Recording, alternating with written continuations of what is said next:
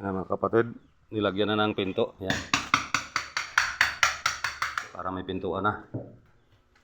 Yung tiles ng lababo, okay na. Tapos na siya. Ayan. Nilagyan lang ng masking tape ito para pag tumigas, saka natanggalin. Kasi mahuhulog ito eh, walang salo eh. Pero okay na siya. Ayan, kasama ko. Nagkabit ng doorknob.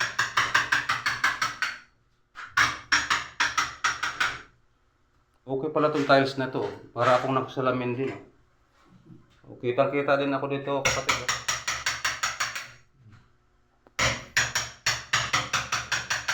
Ayan, pipinisin na lang namin yan. Yung wall na yan. Skin coat. Ayan, may abang na sa electrical. Yan, junction box o utility box. Yan, essential na lang yan. Bago ko na yan i-wiring sa mga kapatid. Pagtapos-tapos na. Yan para sa kuhaan yan. Rice cooker. Dito meron din. Rice cooker, pwede rin dyan. Dito yung lutuan. Dito ang kalan. May butas dito sa hose yan.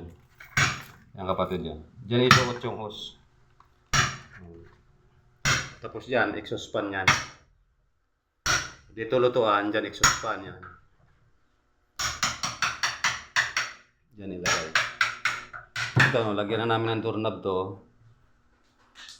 Pagkalagay ng doorknob dyan, titibagin na namin ito dyan. Titibagin na namin yan, i-open namin yan, pintuan yan. Yan, kulay orange na yan, yung siyang pagitan ng steel matting.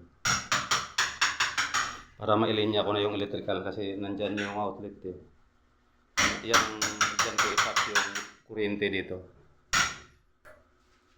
Pati sa CR. Dito na rin yan. Dito na yung mga toilet baon. Ito yung buhay construction mga kapatid. Pero masaya naman kahit nakakapagod. Pero okay naman din. Bye-bye mga kapatid. Good afternoon.